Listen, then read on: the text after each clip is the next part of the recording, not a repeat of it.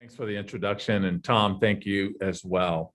And good to be with you this afternoon on this sunny, what is becoming a sunny Friday afternoon. And so we'll talk about the thing that's top of mind for many people. And for me this morning, I'm pleased that we now have 133 schools serving some children in person learning, and those schools are serving some pre-K through second grade students who have resumed in-person learning. And then we have all the remaining schools, at least, that are serving the pre-K through second grade students that are scheduled to open on April 5th. And we have been excited over the last few weeks that some of our physical buildings are open again, and look forward to bringing even more pre-K through second grade students back on April 5th. In addition, we were happy to announce yesterday as well that we will begin a selection process for all third through fifth graders. And that's the next wave of students we want to bring back, and as well as sixth through eighth grade students with complex needs. And registration for these students will begin on April 16th and go through April 13th. And those students would be returning on April 26th. Beyond that, we're also talking about bringing some of our high school students back. And these are students who need to come back to take national types of assessments for either certifications or assessments associated with their coursework. These are things around advanced placement tests. Children who are in career and technical education need to take what's called a NOCTI exam. That is an exam that then certifies their area of certification in the career and technical education field.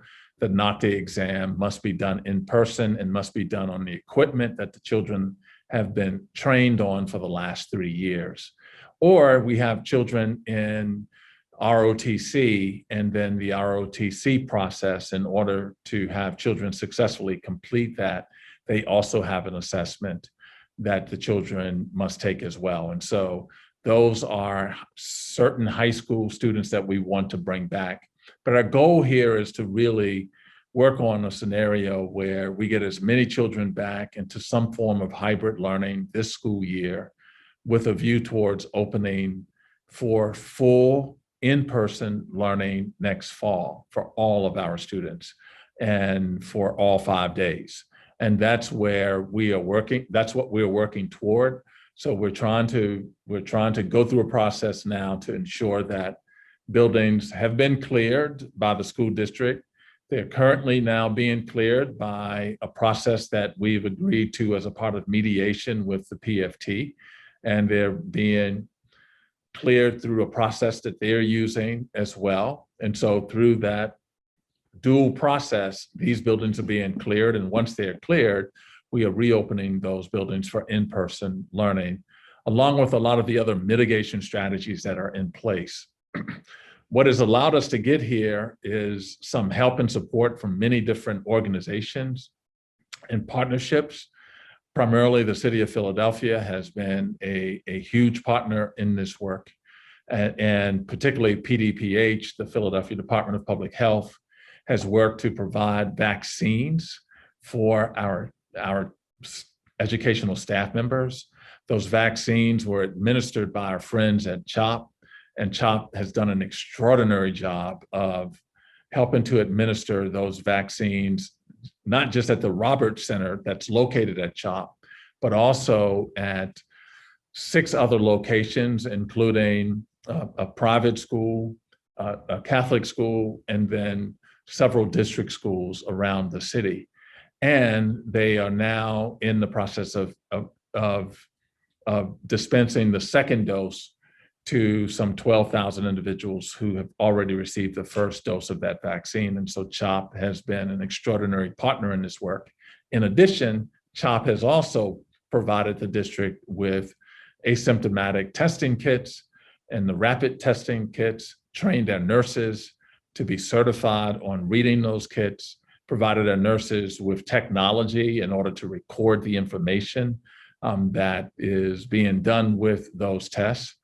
And they have also helped us to acquire a group of individuals to come in and test all adults who are in our school buildings in and around the city as well. So CHOP has been a tremendous partner. Other partners have included multiple groups like the Comcast Foundation, IBX, William Penn Foundation, PSP, and other, Linfest Foundation, and other institutions that helped get our children the technology that they needed in order to have technology when we were all fully remote, and making sure that all children not only had the technology, but they had access to the internet as well. And since we've been out, we've distributed now almost 9 million meals that we have to continue to distribute to families who are not only coming, who have been remote since we went out last March.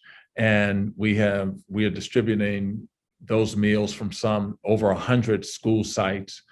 And we wanted to make sure that those school sites were dispersed around the city so that no matter where families live, they would have access to schools where they could pick up meals. And those meals are provided each Friday. And the meals go for 7 days, and they include fresh fruit and vegetables and a gallon of milk. But and they can get those boxes for every child that lives in their household. So those are some things that we've done. And we've also set up services to provide social and emotional supports for our young people as they are also struggling with the trauma associated with them being virtual and with them being isolated. And we are hearing repeatedly about the impact of our young people feeling isolated throughout this whole process, in addition to the trauma that they've been exposed to with the unfortunate rise or uptick in violence in the city, but also the loss of loved ones, friends, families through the vaccine and through the virus, and just the broader issue of the unknown and the being isolated in their homes or in their communities. And so with that, Jeff, I'll just leave it there and then try to respond to your questions that may be relative to the points I just made. Great. Well, thank you. You just packed a lot in there. Just the range of services a district with so many poor kids has to provide. It's stunning, right? The 9 million meals. I hope everyone heard that. Right? I don't know how many teachers thought they were signing up for that when they became teachers, right? It's just an unbelievable. And, it's great that you have partners like CHOP, Comcast, Independence. It's kind of like the Economy League's board membership. It's great. So I want to ask a question that Tom and I were kicking around earlier. It seems like there's probably some tensions you'd had to navigate between the parents and the teachers and administrators and their views on kind of getting kids back in the building. How did you balance them? How did you all weigh what parents wanted, what teachers wanted, what your staff wanted? Yeah, I mean, we started with just kind of this. I didn't think it was far-reaching at all. We started with this belief that if we just followed the science on the recommendations from the CDC, PDPH, the PA health secretary, then we would be okay with the recommendations that were made. And what we quickly discovered was that there was a fear and quite frankly, a trauma associated with this notion of COVID, particularly early on in the process, when we didn't know much about it. There wasn't a vaccine. People were not sure that the mitigation strategies would work. And so we first had to balance this with the fear of the unknown. And so this started as many parents who asked to have the ability to remain virtual. We tried to open up in the fall, and many parents said, will you give us the choice? and not force us to return if in fact we choose not to, until we provided that choice. And the only way that we could bring young people back into a hybrid model was the 6-foot social distancing and all of the things that we're currently doing at the time. And if we did those things, it was the health department and CHOP who actually supported our recommendation to begin with a hybrid learning model. And what we quickly found after we sat through 153 plus speakers at one of our early board meetings is that a lot of people were concerned about that. They did not know if we had all of the structure set up, if we would have the PPE in place. And in hindsight, that buying more time in order to ensure that those things were in place was not a bad idea. But the flip side of that was that the time that it bought us also led us right into the escalating cases that happened around the Thanksgiving holiday, which was the next period of time that we were talking about bringing young people back.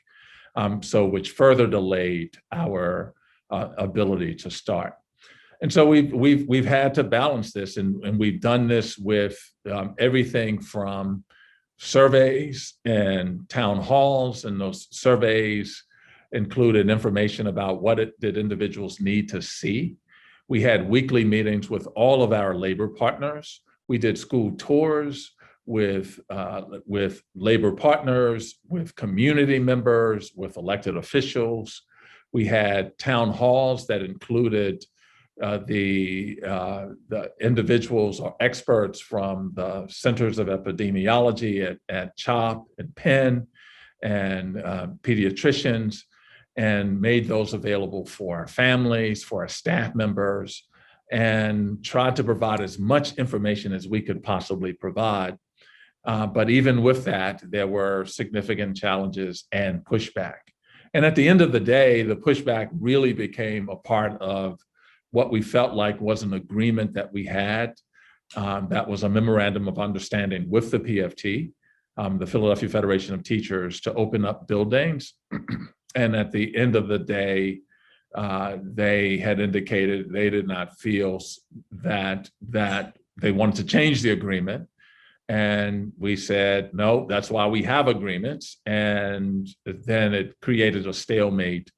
And then we used the mediation process to actually come up with a process that we're using now.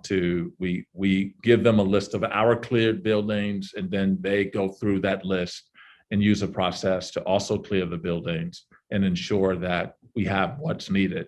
So it's been a balance, Jeff, of just hearing individuals, hearing what their concerns are, backing up, rethinking our approach, and then moving and trying to do this at the same time that we had groups of parents who are saying, get these schools open and children should be in every day.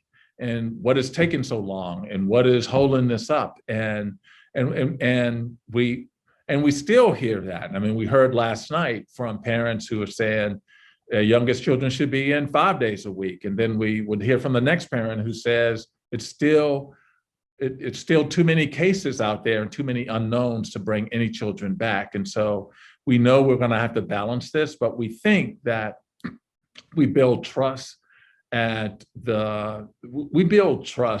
we have the ability to bring children back and be forthright with information about cases and forthright with information about the rates that are happening from schools, those things that are happening inside of schools versus those things identified at schools. I think as we get more information out there on that and people feel more comfortable, we'll have a lot more individuals signing up. And we're seeing that now, that we're seeing more individuals who are asking for their children who had once wanted them all virtual through the end of the year are saying, no, I'm changing my mind. They need to be back into school. And even those who are back a couple of days a week now are saying, can we come back more days a week? Yeah, I mean, you just laid out an incredibly complex dynamic, right? There's like trust building that has to happen with the staff. There's trust building that has to happen with the parents. There's differing impressions of what the science might say. I mean, the CDC has relaxed some of its guidelines about distancing and deep cleaning, and yet, there are others who would argue about it. So one, we'll get to some timing things, but I wanted to ask you now, what's the vaccination rate for district staff? How's that been going? What's the vaccination sort of plan?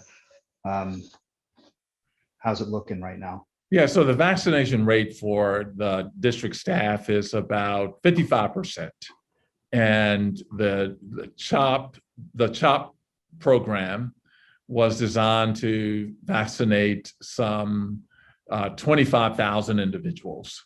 And so they sent out 35,000 invitations, but that was also inclusive of not just district staff. It was also, there were educators that were educators at the archdiocesan schools, through the private schools, the parochial schools, and the daycares. And so our staff were a part of that, and they were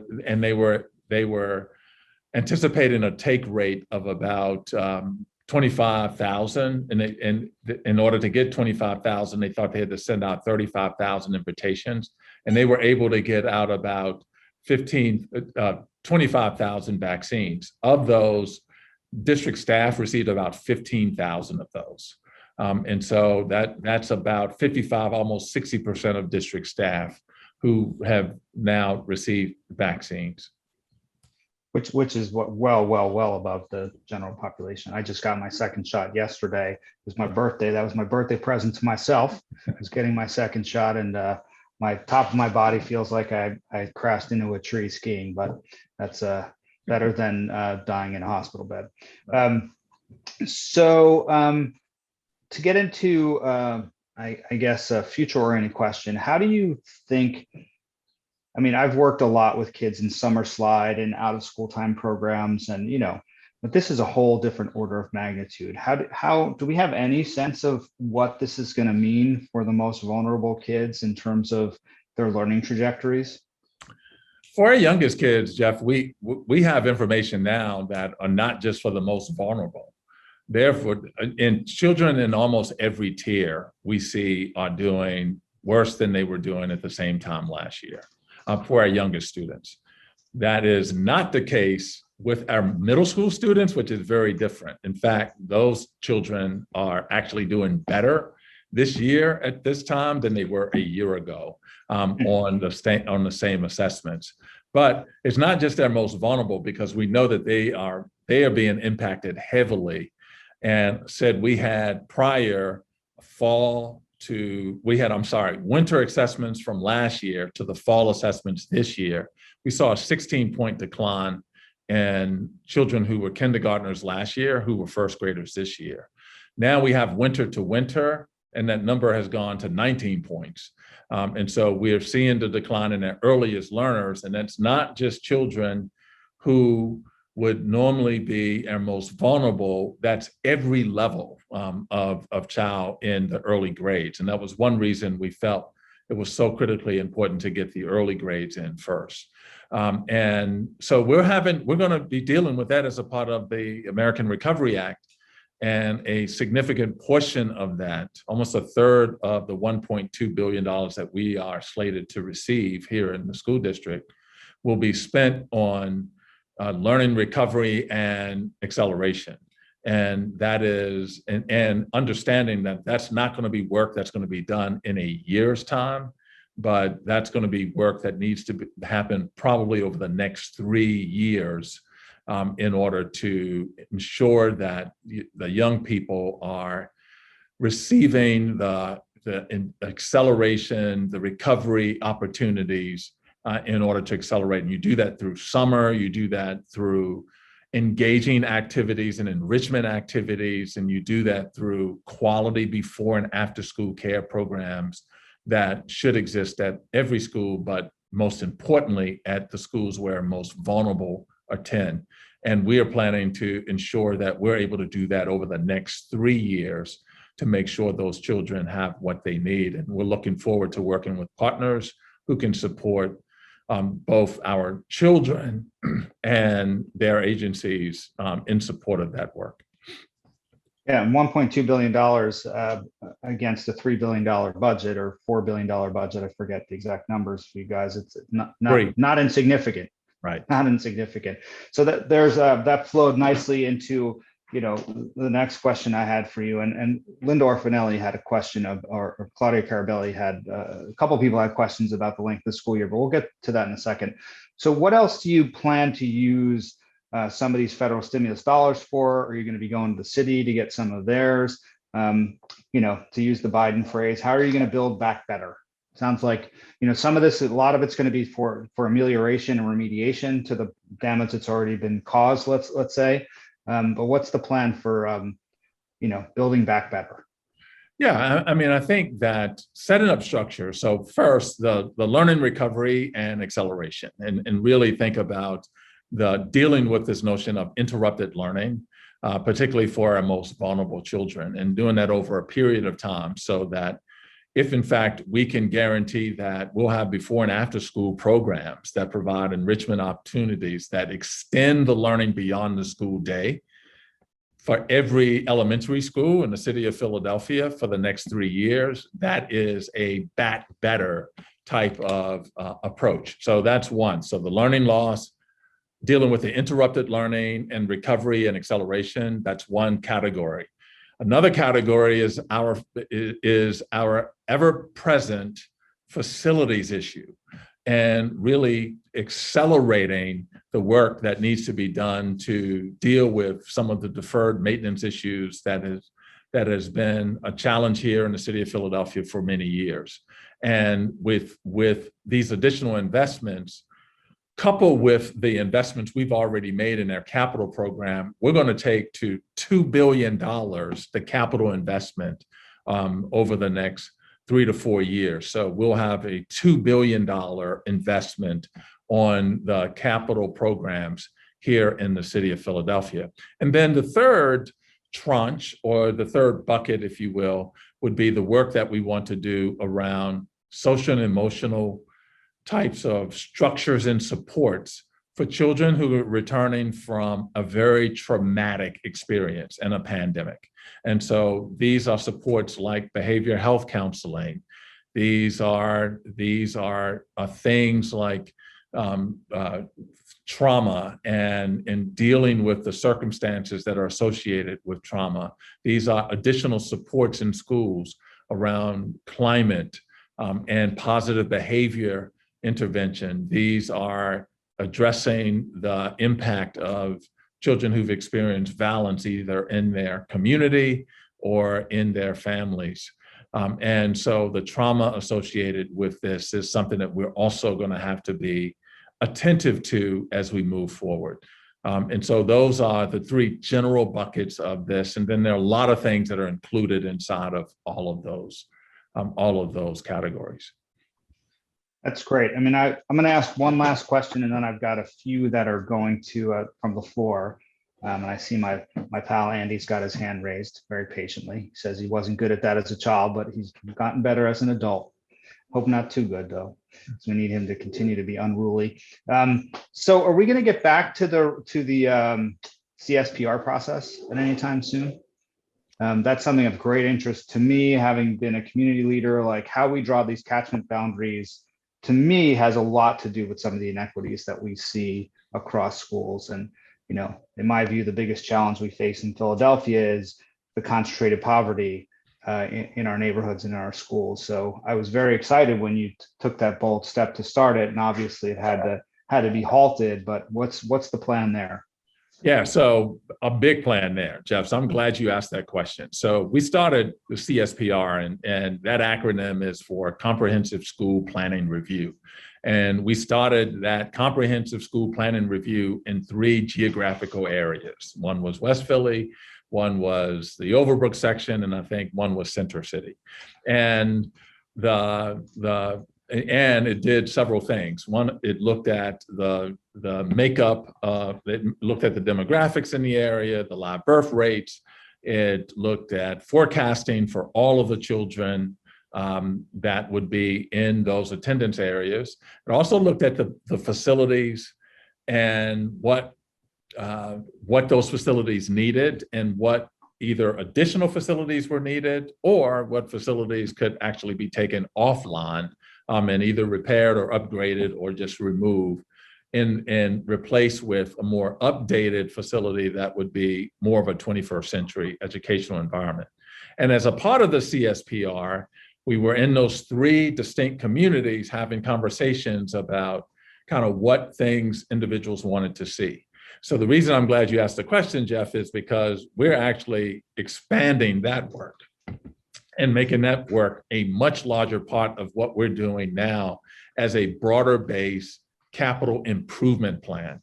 And so part of the CSPR process did the demographics, the live birth demographics, the population shift demographics throughout the city in coordination with the city's planning office. And so now we have that information for the next decade.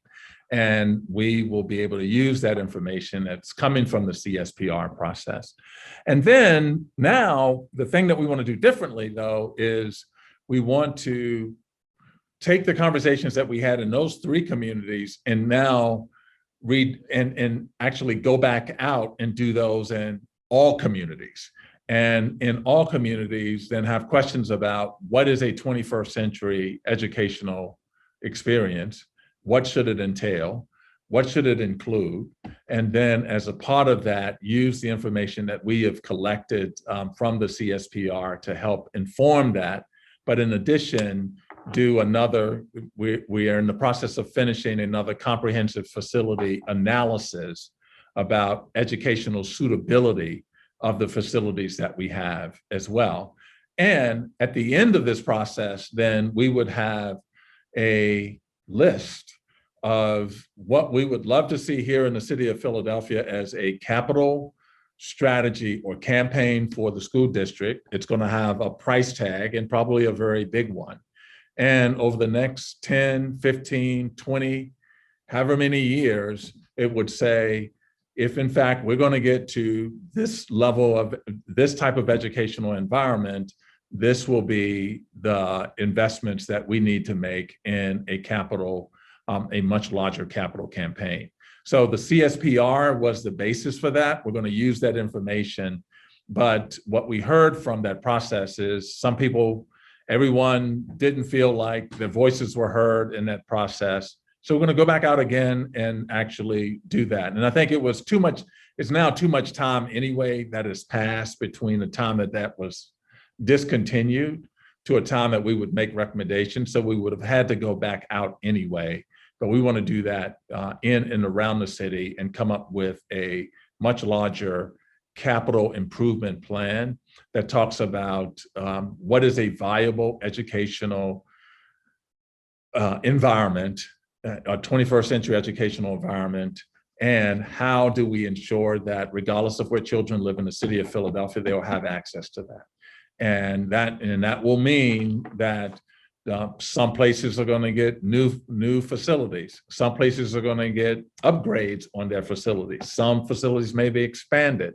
Some facilities will be taken offline and replaced with new and more updated types of educational environments. And really, it is thinking about this notion as how do we ensure that these assets are available in every community versus like the school in my community, but really thinking about it from a larger asset perspective and what that means in terms of a 21st century educational environment. That's great. You're speaking my language. The schools as neighborhood anchors, right? And all that entails. So Claudia Carabelli from the audience asked, when will volunteers be permitted back into the school buildings? She's part of a program and really wants to get back at it. Yeah, so volunteers actually could come back now. I mean, if there are schools that are open, naturally we have some protocols in place, and it would require some testing and some other things. But and if in fact that's too challenging, we think that the summer programming that we are planning to have across some 100 schools this summer will also be able to help support, use the support of volunteers. And so I would say anyone who is interested in still volunteering should reach out to our Office of School Partnerships. That is Vicki Ellis at the school district. And that office can put you in touch with the schools that are asking for that type of support now. I'd love to talk to Vicki wearing my Crosstown Coalition Education Committee hat, because we're up to 37 civics in the Crosstown now, spanning neighborhoods that we've never been involved in previously, and that's a massive volunteer pool right there. Yeah. Tens of thousands of people. So I'll reach out. I mean, Vicki and I are friends, so I'll reach out to Vicki and see if she can give us a little intel, because it's already March 26th. So right. If you're talking about summer, we got to get going. Jess Acker asked, why is Philadelphia behind other schools in the region in terms of letting students back into the building? Yeah, I mean, I think that that's not by design under no circumstances. And we were trying to get back as early as we could. But I also think that it also defines the inequities that we deal with on a daily basis. And I'm just talking about the city of Philadelphia now, not just the other places. And I think that when you have to do a lot more to prepare more than everyone else, and that has been a challenge. I would also say that labor has presented a challenge, and I don't want to say all labor, but when I talked about that trust issue, particularly amongst many individuals who are in a teachers union, that was hard. And the two unions that had the most difficulty with us returning to in-person learning were the teachers union and the principals union. And this was at the same time that our unions, who had the most people who live in the city of Philadelphia and who have parents whose children are educated in the city of Philadelphia, were in schools already. And those were SEIU 32BJ and Unite Now 634, who are our maintenance staff, our food service workers, our bus drivers, our cleaners. Those individuals have been in since last March. And so it just presented a unique challenge for us. And we needed to do a lot more to prepare a lot of buildings that needed a lot more stuff. And that put us behind. However, I will say that Pittsburgh still doesn't have any children back in yet. And they're not returning until after spring break. The Reading is returning on April 1st. And so there are other districts, the other urban centers in and around PA who are dealing with some of the similar challenges that we're dealing with here in the city of Philadelphia. We would have liked to have been able to get our children back, but the inequity that I talked about, and the other day I was headed to a school, and on my way from my house to the school, a school district of Philadelphia school, to have a press conference, I passed a Catholic school that was in an old building where people were waiting to drop their children off. I passed a Hebrew school in an old building where individuals were dropping their children off. And then I go to our building, and we were talking about making sure our building was safe to return. And and I heard Senator Street say this morning that the urban children have, that there's been an unequitable a set of challenges that have been applied to children, and they've unfortunately had to struggle more because it's not just the surrounding districts, it's the other schools in Philadelphia that have been open and have provided us with a roadmap on this, but it was some of those challenges that I explained earlier that we've tried to navigate as a part of the reopening process. And we feel like we have come to a place of agreement where it's really important to get as many children back now as quickly as possible. And now the teachers union and the principals union are all singing from that same sheet of music.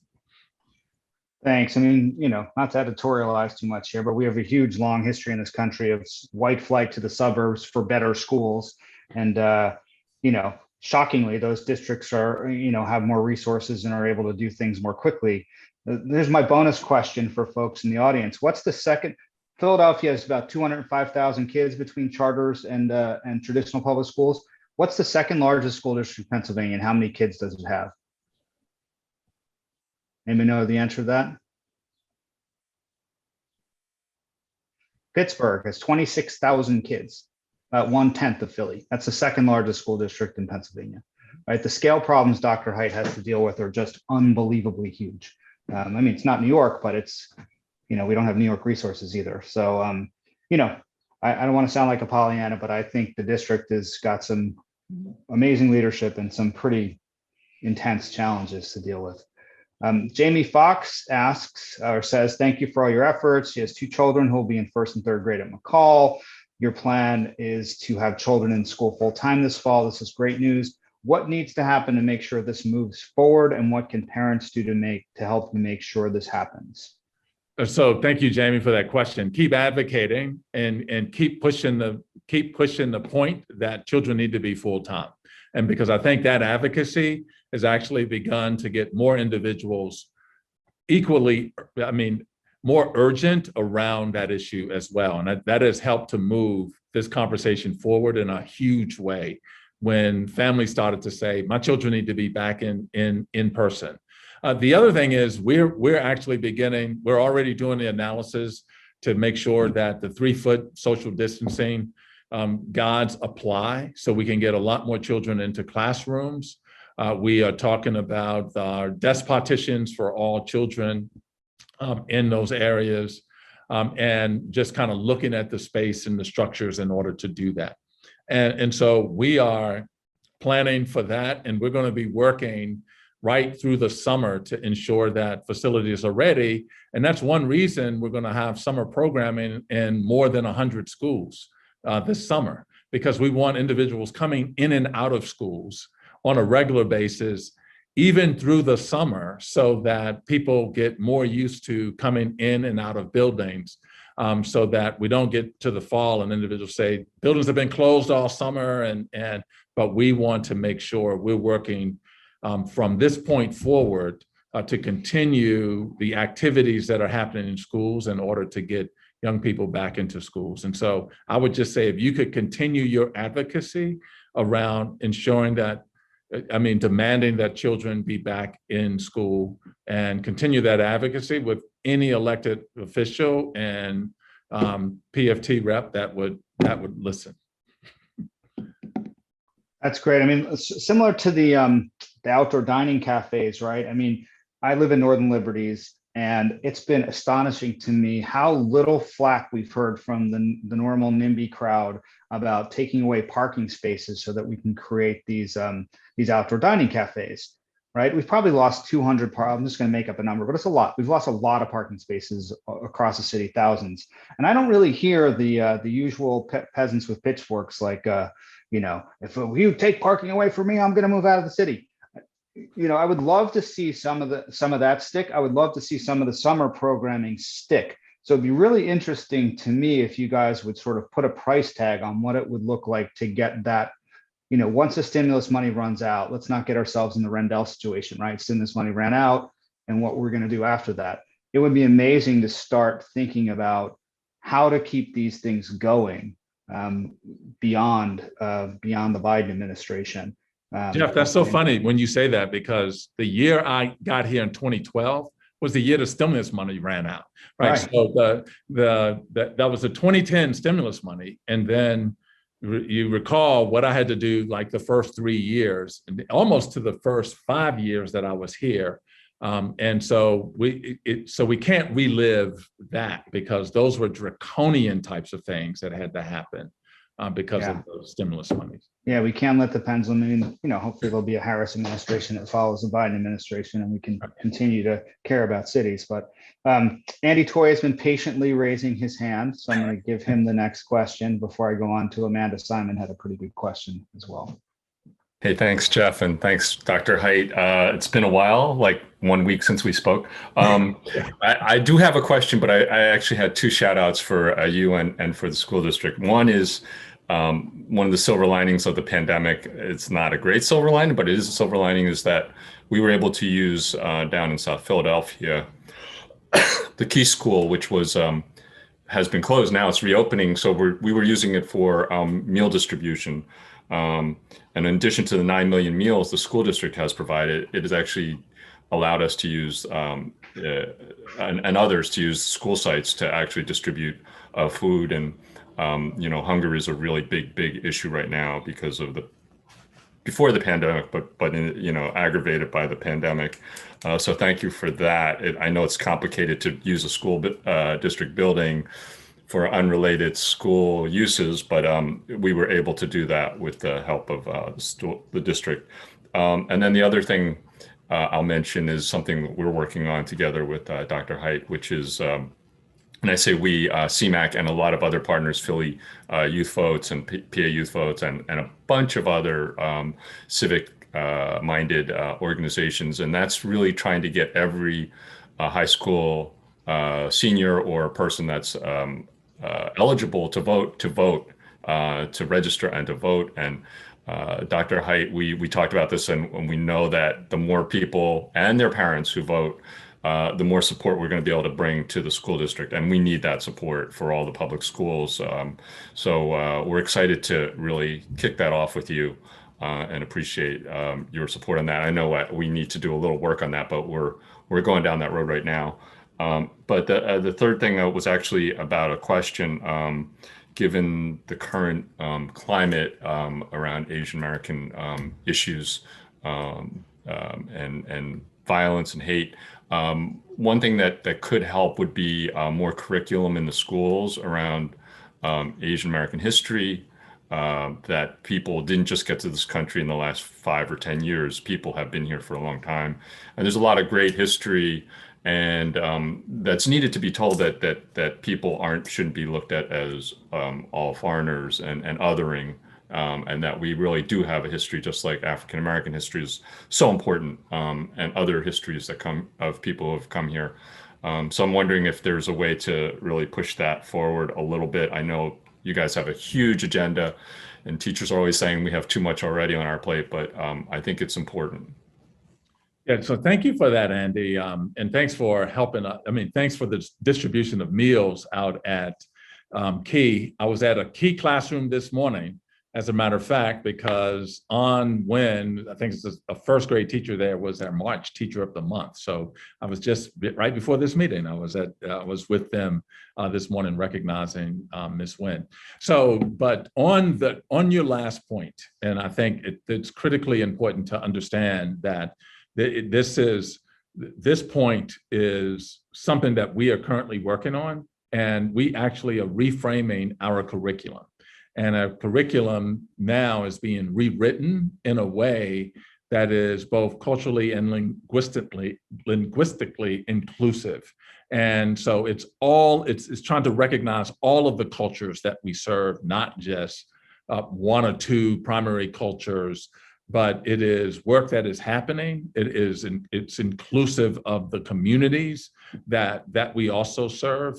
I can put you in touch with the individuals who are working on that so that we can make sure that we have the right history and the right culture. But we want all of our young people to see themselves identified in the curriculum that they are experiencing here in the school district. And so that work is actually happening as we speak. And so I want to make sure that we connect with CMAC and others to ensure that we are inclusive of the right stuff.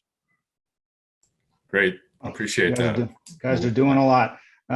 Amanda Simon asked this question, which I think is a really interesting one. What happens if there's a a stalemate on what building gets approved between the PFT and the administration. What's the process there? Yeah, so we've been working through that process now. There was a third-party agreement that we agreed to, and the city had organized that third-party agreement. And then we were to go to that third-party agreement, and then they would opine on the process. Right now, that hasn't been something that has worked in the past, because individuals could just stay in their space to say, no, we think it should also include this. So we have gone to almost, I would dare say, daily meetings with the PFT around these issues, and we're just talking through issues. And so it's really making sure we are expanding and improving our communications, and getting them the information that they need, so that they have the information that they need in order to do this. And then Rich Laser, the deputy mayor for labor, has been the one who has really been helping us, as well as a state mediator that's been assigned to help us work through these types of issues. And so it's almost daily conversations between my chief of staff and the individuals who manage this work over at the PFT.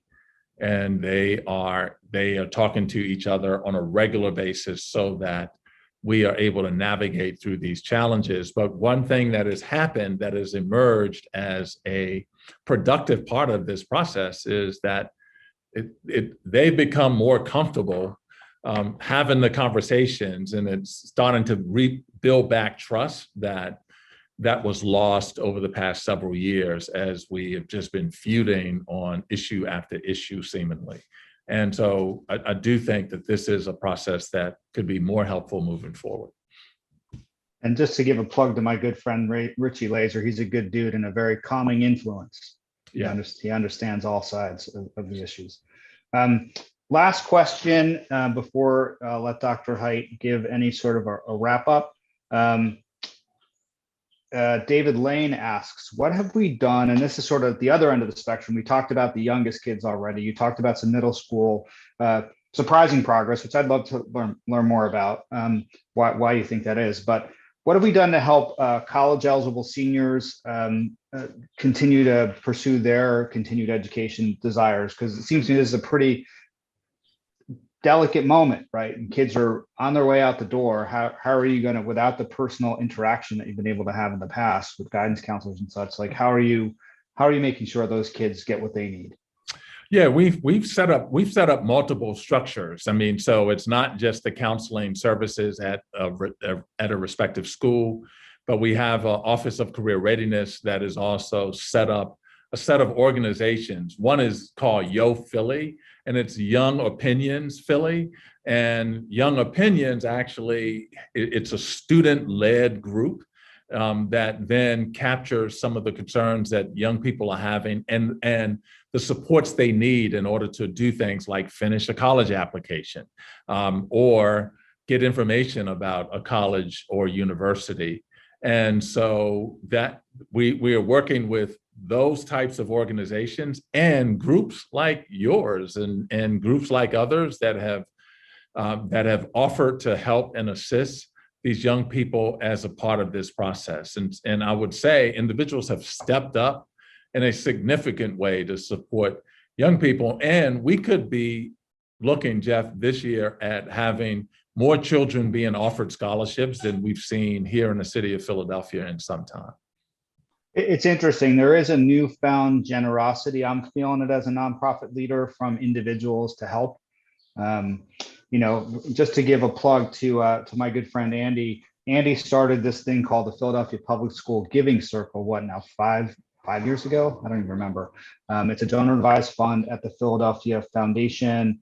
Costs $250 to become a member, and that gives it's sort of a funding co-op. It gives you the right to vote on proposals. And we've never managed to raise more than sort of $10,000 a year, which allows us to write essentially $2,500 checks for schools that are in the most need. Right now, it's kind of slow because we've mostly been funding class trips and things like that, and out of school time programs.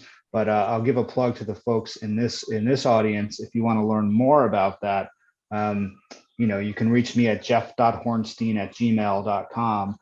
We'd love to have more members. It's a very tangible way for you to contribute. And obviously the district has this fantastic school fund for the district run by Donna Frisbee Greenwood, which, is operating at a higher level to make dreams happen. But, there's still going to be plenty of schools that need that $500 piece of support to send their kids on a field trip and such going into the fall and next winter. Any other questions from the floor that haven't been addressed? Dr. Hite, you have the floor to make whatever closing remarks you'd like, and we have 4 minutes left. Yeah, no, Jeff, I just appreciate the opportunity to talk with you and the members who join your webinar on a monthly basis. And so great to see you this morning. Tom, thank you once again. Andy and all of the others for the questions that you provided this morning. And the thing that I wanted to go back and share once again, and I think this was to the parent of the McCall student who asked, what do we do to ensure that we get back to full person learning? And I think we please continue that advocacy of the importance of children being back into school, and because it is important. And we do need that to happen. And I will also add that we've gotten to this point in the pandemic where we have now 133 schools that are serving children in in-person learning. We didn't get there alone as the school district of Philadelphia. We got there because there have been multiple organizations and groups who have helped. And so I will continue to say that the way that we will navigate this thing that none of us have lived through before, the best way to navigate it is together. And it is together that we will figure it out, find the solutions to problems that we have not witnessed before. And I just thank everyone for taking that perspective, having the patience, the resilience, the persistence to address these issues. And so thank you for having me here with you this afternoon. And I look forward to the volunteers who will come and whatever supports you can provide to schools. Thank you, Dr. Hite. And with that, we will give everybody back 2 minutes of their lives. And Tom, do we have anything to say about the next program? Sure. Hey, so thank you, Bill. Thanks again so much for attending. This has been wonderful. We're getting a lot of comments and great thanks in the chat section. The plan is next to have Leslie Richards from Septa. She is the jefe over there, and she has agreed to talk to us on April 23rd is the date. I think that's the right date. Sorry, I need to. Yes, Friday the 23rd. So you put that on your calendars. She will address equity, among other things, at Septa, and there is a highly complex organization with very complex issues to deal with. And we will, and so keep an eye out for that announcement. And that's all I've got for now. And everyone. Yeah, I mean, you think Dr. Hite has problems? At least we can kind of force kids to get back in the buildings. Leslie can't force anybody to get back on those trains, right? So it's going to be a really interesting conversation in April. So stay tuned. I've had the pleasure of talking to Leslie about some of the stuff that they're trying to do there. It is a very complex challenge. So which also presents another challenge for our high school. For y'all, right? Septa, right. So that's also. Of course. Yeah. Of course. All right. Take care. All righty.